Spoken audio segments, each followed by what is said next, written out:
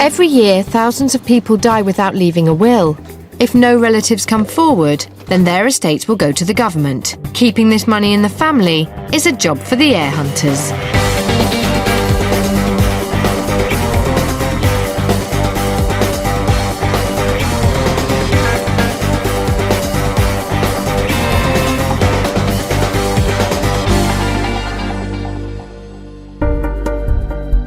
On today's programme, the heir hunters face their toughest competition yet. Who's that? Thank you very much. As they race to be the first to sign up heirs to a possible £200,000 fortune. Well, I tell you, a very close call. And the difficult search for the family of a man who died all alone in the world. None of us had any details. There was no contact numbers that we knew of. So it was just unfortunate. We just had to contact the police.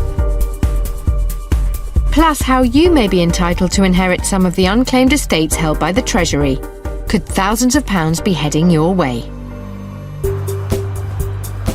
In the UK, 2/3 of people don't have a will. When they die, the law states that unless the authorities can find an obvious heir, their money goes to the government. Last year, the Treasury pocketed a staggering £18 million in unclaimed estates. That's where the heir hunters step in. I'm trying to get to speak to Lillian from number 146. There are over 30 companies whose business it is to track down the rightful kin, competing against each other to solve cases, sign up heirs, and earn their commission. Fraser and Fraser is one of the oldest firms of heir hunters in Britain. It's owned by Andrew, Charles, and Neil Fraser. They run a team of case managers and researchers in the office, as well as a squadron of travelling heir hunters who are based all over the country and are ready to go wherever the hunt takes them.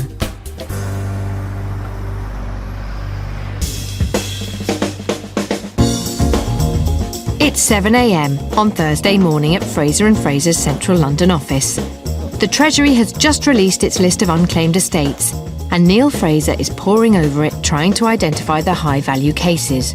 This morning, it looks like he's in luck. I think the main case we're going to look at today is this Ethel Climpson. Dies in 2008, December of 2008. Now, it doesn't look like she owned a property when she passed away, but what I have been able to find out is the house that she was living in was sold on the 4th of December. Now, to me, that sort of indicates that the property's been sold as she's moved into a nursing home. Ethel died aged 88, 6 months after moving into this nursing home in East London. The property that Neil believes she sold just before her death was in Leytonstone. He estimates the house could have been sold for around £200,000. As Ethel was only in the home for a short while, he hopes that'll mean there's a lot of money left over for the estate. I think we're going to work that quite quickly and probably get quite a lot of staff on. The surname Climpson sounds very good. I think it's going to be quite an easy name to work. Could you just start working on it? Therefore, I suspect that we're going to fill out the family tree very, very quickly, but probably get an awful lot of competition. So fingers crossed we can get to everyone before the opposition does. If the estate is going to be worth at least £200,000, then the company could be in line to make good commission. Climpson is an unusual name, which will stand out in the records and be easy to trace. So Neil's going to focus all his efforts on investigating this side of the family first. It's a risk, but he hopes it'll pay off. Good morning. I'm sorry to trouble you so early in the morning. I'm making some inquiries. Heir hunter David Slee immediately takes charge of the case. He's already found a number for a neighbour of Ethel's in Leytonstone. Not aware of the person at all. No, I'm very sorry to have troubled you. Thank you for your time. Bye-bye. If they don't have any joy on the phone, the next step is to send someone round to see what they can find out on the ground. Dave Hadley. Between them, Neil and Dave assign a senior researcher out on the road to the case. But no joy there either. Dave Hadley's on answer phone. Why do I think it's going to be one of those days? I don't know. David's frustrated because he knows that the first few minutes of any investigation can make or break a case, especially when there could be as much as £200,000 at stake. Whether or not Ethel left a lot of money after her death, for the last years of her life, she lived modestly in this terraced house in East London. Elaine was her good friend and carer until just before the end, and she always knew Ethel as Peggy. Everybody who knew Peggy liked her. She was a very bright, happy, fun-loving person. I kept in touch with her 30-odd years, so I would say it's a lifelong friendship. Ethel and Elaine met in 1975 when they were both working in the accounts department of Heir's furniture store in London. Heir's was a very posh place to work in. When I say people where I'm working, they say, "Oh, you work in Heir's?" You know, something like that. It was because it was a very posh place to work in. Anybody's birthday or anyone's getting married or Christmas, you know, it was a party, and we all enjoyed it together. And it was fun. And she stayed there until she retired, so she must have loved it, you know. The friends that Ethel made at Heir's became like family and were a great support and comfort to her. Although she never married, Ethel did have one great love in her life. We asked her about her personal life. She said her fiancé went in the war, in the Second World War, and he didn't come back. John was Ethel's fiancé, but like many women at that time, her romantic hopes were dashed by the war. Losing him so young, at what should have been the beginning of their lives together, was something she found very hard to get over. We did ask her subtle questions. Peggy, are you going to get married again? She said, "No, girls, we're not going to get married again. I don't, you know." She said, "John's gone and I don't want anyone else." She never met another man or had a family, but that didn't stop her enjoying life. Ethel loved to travel, and long after her retirement, she was still enjoying girls' trips abroad with her friends from Heir's. Peggy was never a sad person. No, never. Too much personality for that.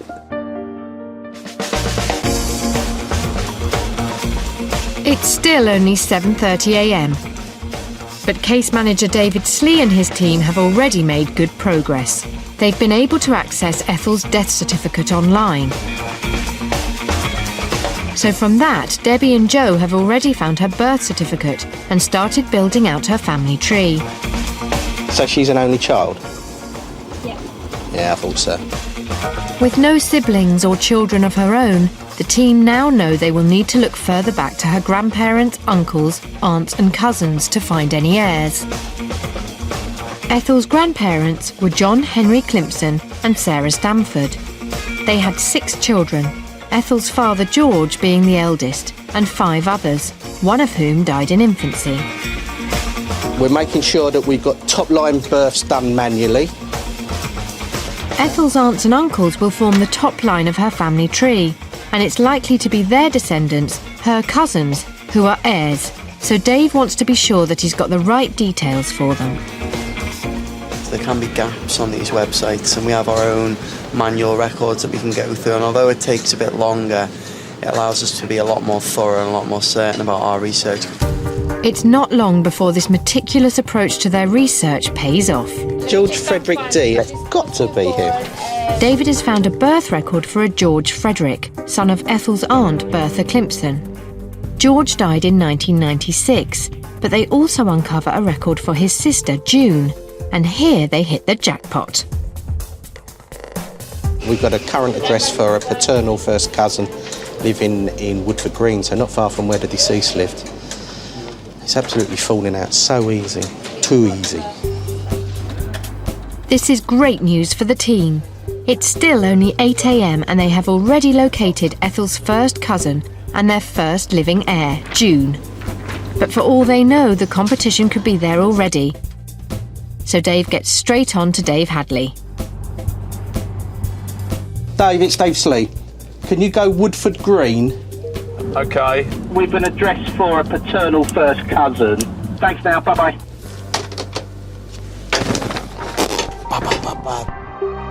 The team have found one heir in record time, but Dave can't afford to rest on his laurels. There are still 4 more of Ethel's paternal aunts and uncles to investigate. It's not long before the next breakthrough. We've just been able to identify the death of the deceased paternal uncle Frederick William Climpson. Frederick was Ethel's youngest uncle, who died in 1980 in Devon in Essex. The heir hunters need to discover if he had any children. Very soon, researcher Debbie makes a very interesting discovery. Yeah. That's not for this marriage, Frederick's. Looks like it. They married March 26th. More paper. Of the marriage of Frederick, there is possibility of 1, 2, 3, 4, 5, 6, 7, 8, 9 children. Yeah. 9 children means 9 more leads for the heir hunters to follow up. This search is only just getting going. It's been a mad hour or so. The tree has just ballooned out. I think we're finding stuff quicker than Dave could write it on the tree. It's too easy. A lot of competition on this, as we thought we were going to have. So, fingers crossed, they'll go with phrases. Their rivals may be snapping at their heels, but for the moment, there's no stopping the heir hunters. They found 6 more of Ethel's first cousins and heirs. Her uncle Frederick Climpson had 9 children. 3 died, but the rest are alive and well and all living in the same area. Ipswich, all Suffolk addresses. Yep, Ipswich is coming out here as well. Hopefully we'll be able to contact someone. I think what we need is some phone calls on this. Yeah, I agree with you. Now, Heir hunter David Pacifico joins the team. This case is expanding so fast that they need another case manager just to keep pace with developments. With the competition breathing down their necks, the 2 Davids make some preemptive phone calls to the heirs they've identified in Ipswich. what I wonder if it's possible, sir, is if I can have one of my representatives come and see you today and explain. David Slee gets through to Ethel's cousin Brian, and he's desperate to get Fraser's foot in the door. So, if you wouldn't mind, even if another company does approach you, let my chap have a word with you as well.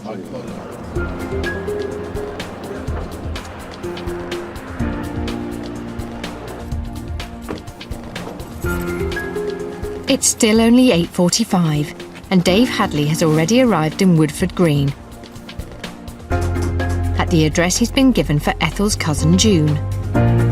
Sorry to trouble you so early without an appointment. I actually wanted to speak to your wife, June, if that's possible. Oh, right, OK. Can I make an appointment to see her today? Would that be possible? Yes. That would be fantastic. Thank you, bye-bye.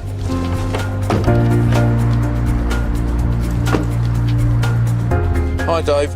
I've confirmed that the lady does live there. She's in bed at the moment. So I've made an appointment to interview her in an hour's time.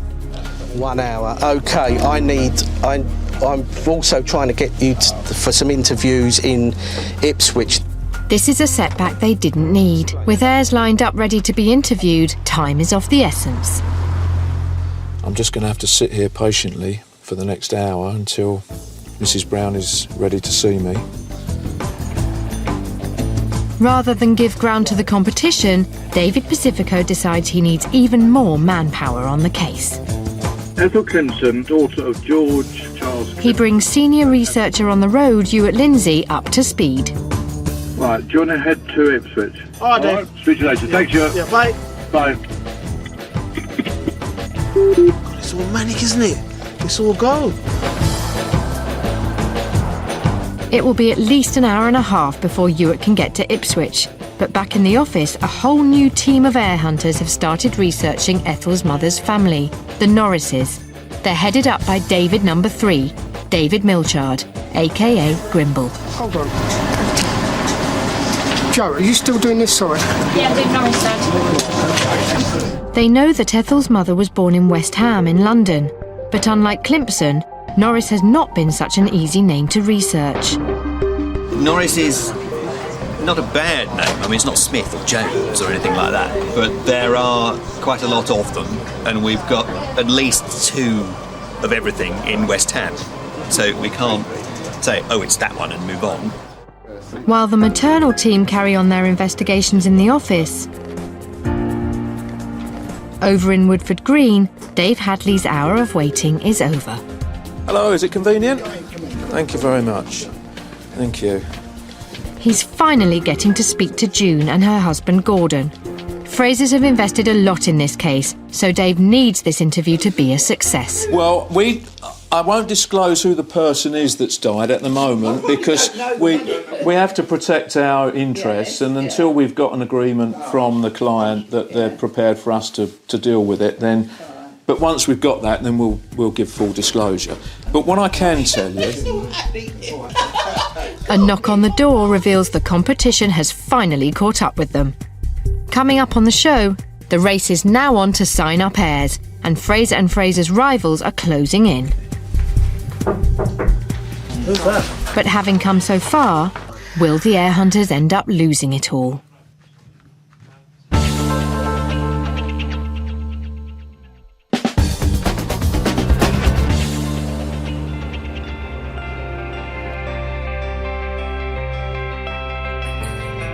When the Heir Hunters come across a deceased person who was born and died in the same area, it often means that their search will be focused there.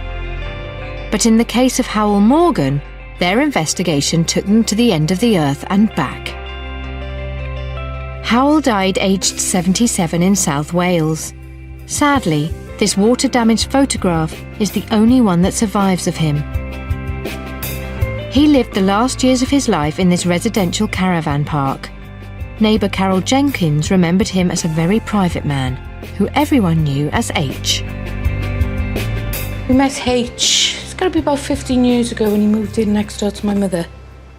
In the evenings, you'd go past there would just be a small lamp on, he'd be at his table because you could see through the curtains, and he'd be reading, doing a crossword. My husband would come home in the night, shout, "Night H," his arm would come up, shout night back. And that was his whole routine. Colwyn Evans lived a few caravans down from Howell. The two men saw a lot of each other. Well, he kept himself to himself.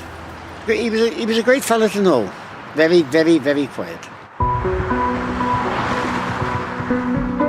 Howell had lived in the Barry area all his life, so when details of his estate were released by the Treasury, Welsh heir hunting company Celtic Research were well placed to pick up the investigation. Celtic Research is run by Peter Birchwood, who along with his wife Maria took on the task of tracking down Howell Morgan's heirs. I first got the estate of Howell Morgan around about September 2007. It was valued at roughly to 20,000 at the time. Morgan is a very common surname in Wales, so trying to locate Howell's records was like looking for a needle in a haystack. But Peter's well used to this kind of challenge. He relies a lot on the local community and word of mouth, so the first thing they did was ask the neighbours. We never actually seen visitors go back and forth, not even over the Christmas period or holidays or anything. Although they drew a blank at first, slowly Celtic Research started to uncover information that revealed that the quiet man from Barry had in fact lived a life full of adventure, crisscrossing the globe.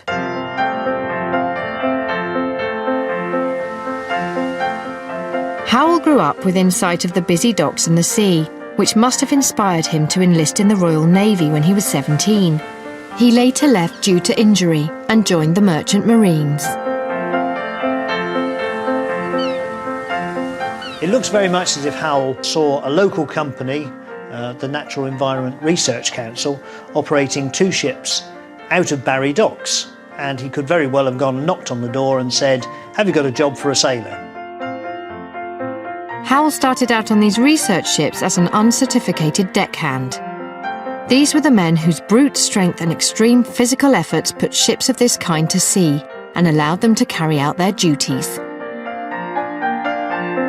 For these research ships, a lot of the work is done obviously at sea, putting stuff in the water, dredging, working with ropes, working on deck, what traditionally everybody thinks sailors do. It wasn't long before Howell moved up the ranks. After 18 months as a deckhand on a merchant ship, he could take his efficient deckhand certificate, and he obviously did that because when he went onto the Shackleton, he is logged on as an EDH, efficient deckhand. The Shackleton was named after Sir Ernest Shackleton, famous polar explorer. She was one of 4 ships that took part in the British Antarctic survey in the 60s and early 70s, leaving every October and only returning home the following May or June. Peter Barker was a scientist and principal investigator on board the Shackleton and remembers Howell from that time. I first met Heir Morgan soon after the ship left the UK, I guess. Clearly, he'd been to sea before, many times. He was a good, competent seaman. Being at sea over the festive period, the crew would try to find somewhere suitable to anchor so they could enjoy a Merry Christmas. But one year, it didn't go according to plan. We couldn't get anywhere near any shallow water on Christmas Day, so we postponed Christmas. So we were working on Christmas Day. We wanted to use the winch to do some dredging, and Howell came up and operated the winch because he was the only person sober enough to do it. The other seamen had decided that it was Christmas on the 25th of December and that they were going to get drunk, so they couldn't work, but not Howell. He was a very pleasant sort of person, had a good personality.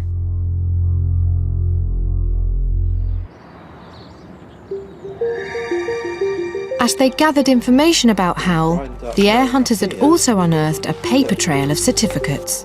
His birth certificate showed his parents to be William Morgan and Olive Rees, and knowing this, they were able to search for any siblings. The research showed us that he'd been one of 3 children, 2 sisters, and himself as the brother. Howell's sisters would both be potential heirs to his estate. Peter couldn't find any recent evidence of his older sister, but he traced the younger one to London, where she married in 1958. The sister, Sylvia, unfortunately she'd died, but she had 2 children. Sylvia's 2 children were Stephanie and Howard, and they were also in line to inherit a share of Howell's £20,000 estate. But there the trail ran dry. Celtic Research tried to find the girl Stephanie, but couldn't find any sign of her. We couldn't find any marriages for her, and we couldn't find any trace that she was living in England or Wales. With his investigation at a standstill, Peter needed to look further afield to locate the heirs to Howell's £20,000 estate. Little did he know, his search was about to go global.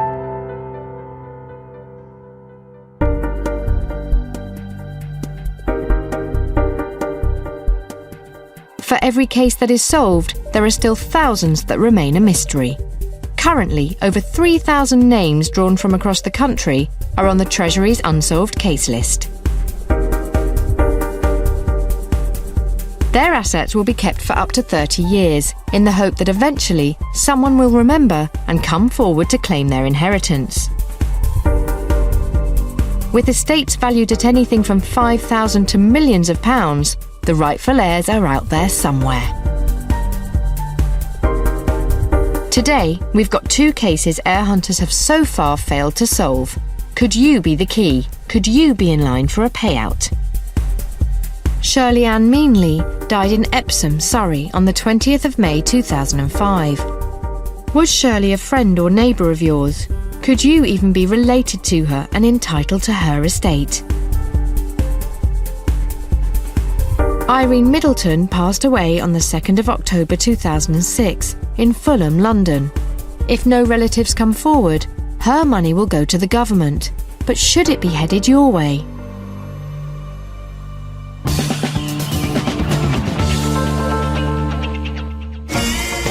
Still to come on the show, the race to find Ethel Climpson's heirs hots up, and for one of them, life will never be the same again.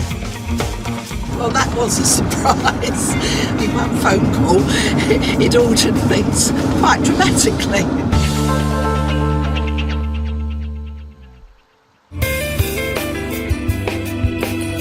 Back on the Hal Morgan case, Celtic Research had managed to identify all 3 of his heirs, but they couldn't find 2 of them, his elder sister and his niece Stephanie.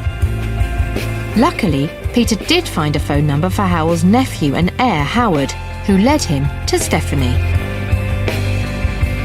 The answer was, once her brother Howard had spoken to me, was that she had moved to Ireland and was living there.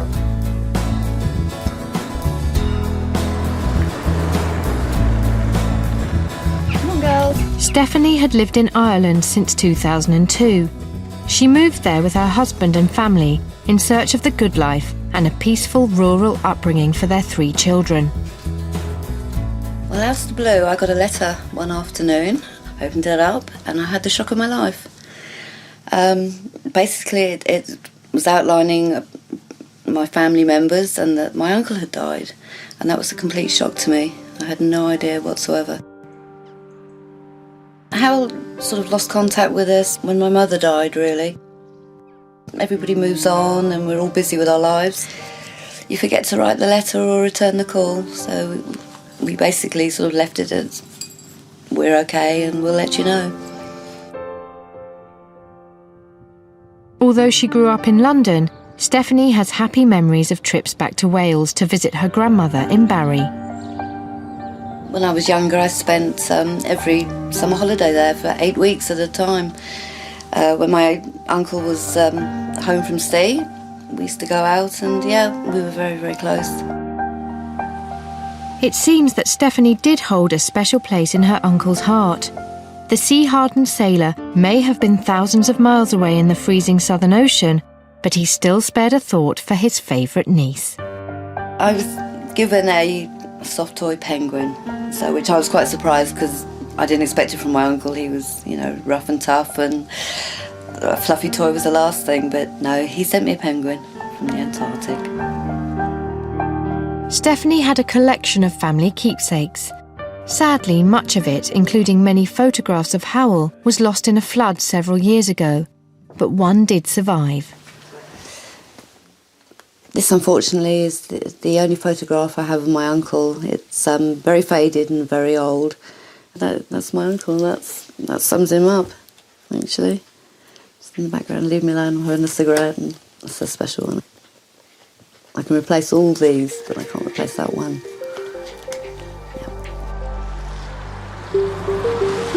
Celtic research had now successfully located 2 of the 3 heirs to Howell's £20,000 estate. But although Stephanie had some old photographs of the third, her aunt and Howell's older sister, she didn't have a current address for her. It was then that Peter made a lucky discovery. He had come across a copy of Howell's mother's will, which gave an address for his sister, and took this heir hunt 3,000 miles from Barry to Canada. Although the address wasn't current, he took a chance that she was still living in the same area. I advertised in the local newspaper and was very fortunate that within a few days she had been told of the advert and contacted me. It was a shock to her when I told her that her brother had died.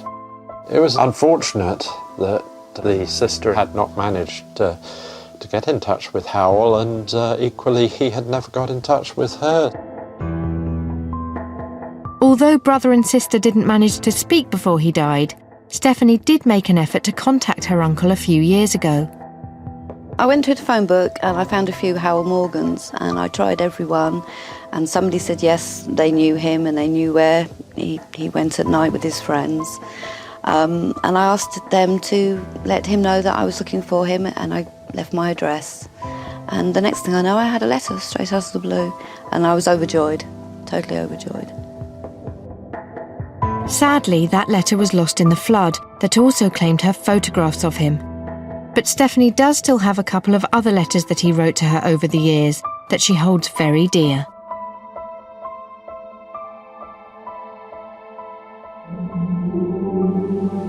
Howell was clearly very fond of his niece in Ireland, but to his neighbours in the residential park, he was always a private man, about whom they knew very little right up to the day he died. Well, my mother had said the lights had been on for 2 nights, and she hadn't heard him walking round in there. We went in the bedroom, and he was curled up on the beds. I would have contacted H's family, but unfortunately there was no contact numbers that we knew of. So it was just unfortunate. We just had to contact the police. In the end, half of Howell's estate went to his sister and half was split between his niece and nephew. It turned out to be worth less than £20,000, but for Stephanie, it wasn't about the money. I received just under £2,000. It was nice to have, and it did help. I would obviously prefer my uncle to be around. That meant more to me than any money.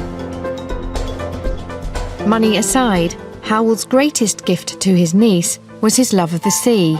It's something that stayed with her all her life, and somewhere she often goes to remember him. I think of my childhood and how it was in the summer in Wales, and times with my uncle spent in the place he loved. I love it, and it feels like coming home. And I think he would have been proud to think I was back on the water's edge amongst the boats.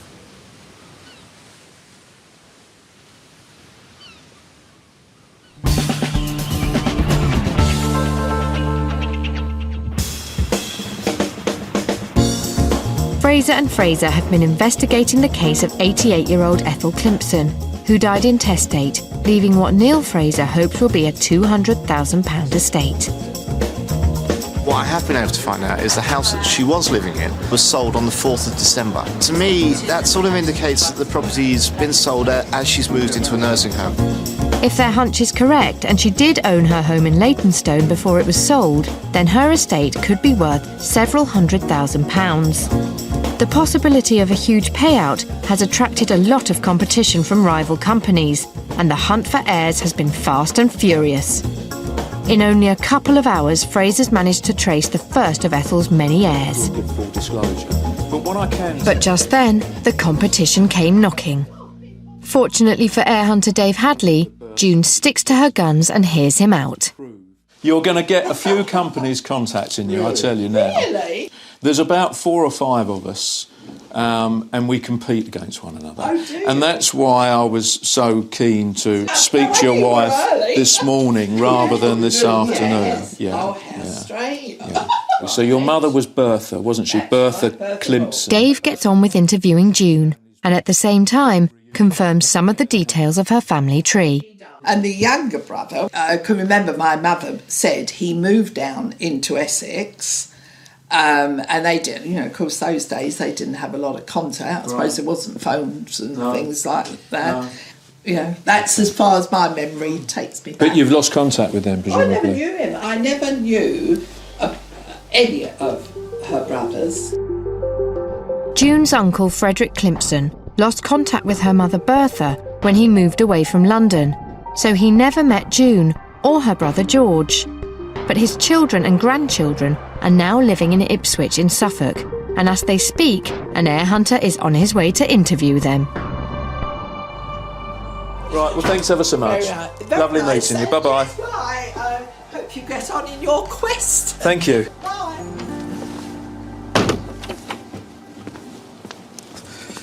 The money side doesn't, to be honest, bother me too much. But it would be interesting to see the family tree and the relatives, and maybe have some contact with them, because all my life I've never known them. Whilst I was there, somebody knocked on the door. Yeah. Left their card, but I think we're pretty secure on this one. She's not going to go back on this one. No, lovely. Thanks, mate. Bye-bye. Competition is particularly fierce. I know of at least 2 other companies. I think there's probably a third, maybe even a 4th company working on this case as well. But we're certainly ahead of majority of the competition. As the next hour, 2 hours develops, we'll be able to see exactly where we are. At last, Ewart arrives in Suffolk for his interview with Hazel. Hello, Mrs. Terry. The granddaughter of Ethel's uncle Frederick. Okay, just confirm your full name for me.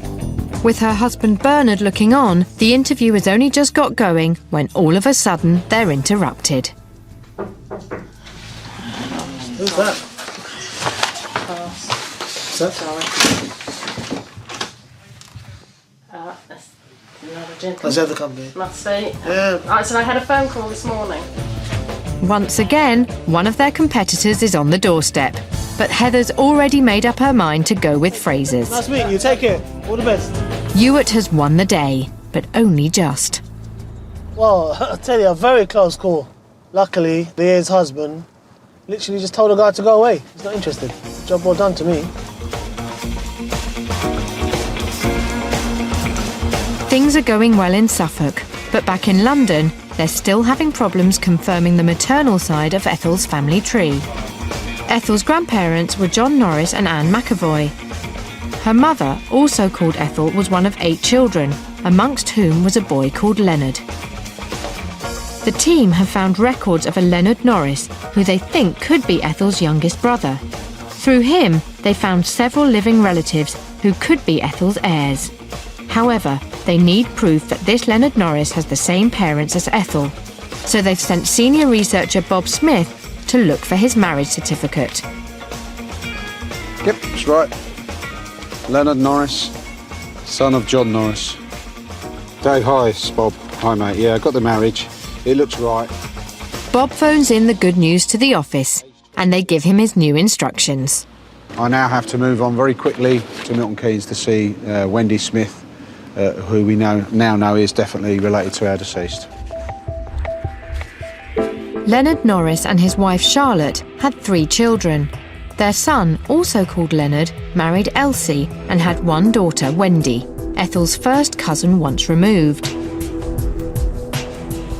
So Bob now becomes travelling heir hunter number 3 to hit the road in search of heirs to Ethel's estate, which could be worth up to £250,000. Our decision, I think, to have 3 travellers, the 3 Daves case managing, and all the researchers downstairs is starting to pay off now, because we really have swamped it with resource, swamped it with people, and that's why we're ahead of all of our competition.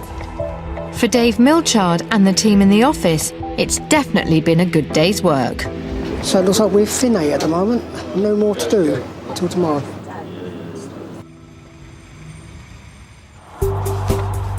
But for the travelling heir hunters on the road, the day is a long way from being over.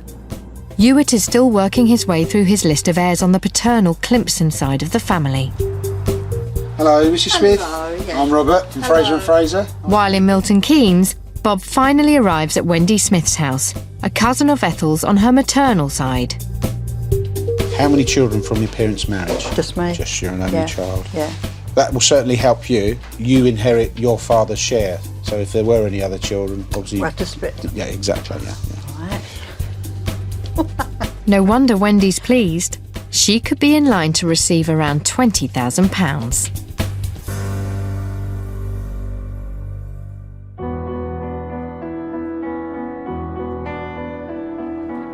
It's early morning on Friday, and some shocking news has come through to Fraser's Central London office concerning Ethel's old home in Leytonstone. Heir hunter David Pacifico is in a sombre mood as he puts in a call to Hewitt. Yeah. It's likely to be a low-value case now. Oh, is it? Yeah. How much? Don't know, but she didn't own the property. Oh, God. Unfortunately, but there you are. It turns out that Ethel rented rather than owned her home, so her estate didn't benefit from its sale after all. I'm just a bit cheesed off. No, I don't blame you. I feel the same, yeah. We've gone back over and checked a few things, and it looks as though our initial estimate on the valuation of the case may have been slightly too high. It may not be the £200,000 we thought of. It could be even down to £5,000, which is a harsh reality for us if that is the case, because we've had so many people working on it. It's a massive disappointment for the heir hunters, but for the heirs themselves, there is definitely a silver lining to this cloud. Let's put it this way. We've achieved something on this case. We're putting people back in contact. Yeah. Now we should be pleased about that.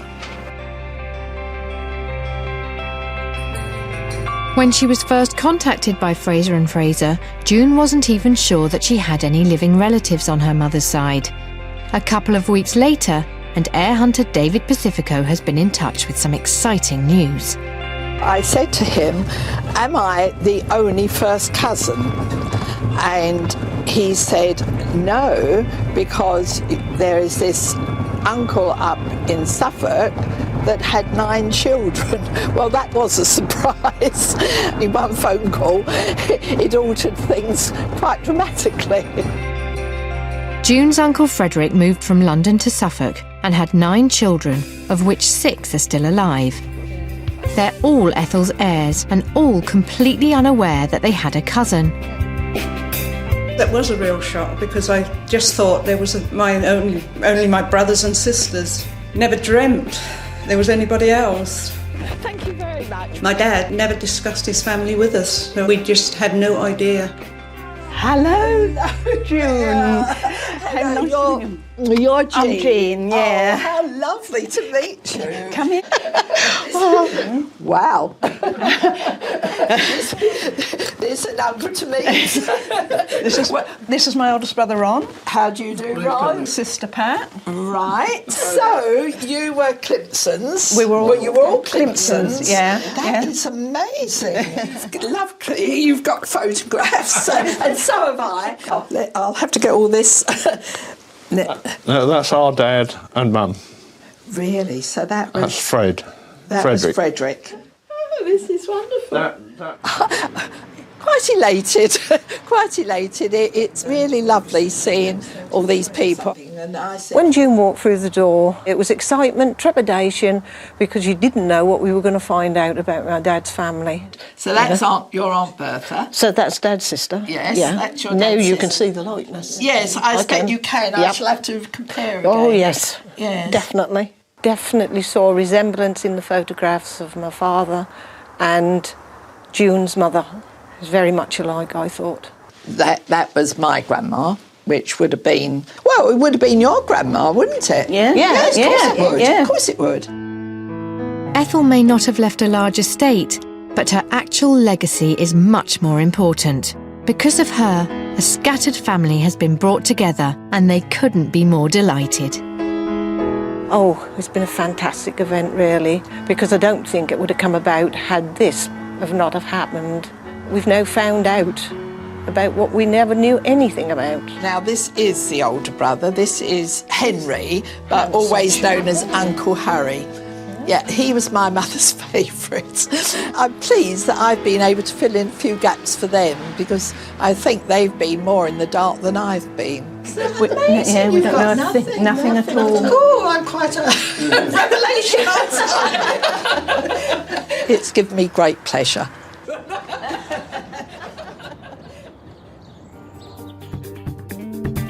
If you would like to find out more about how to build a family tree or write a will, go to bbc.co.uk.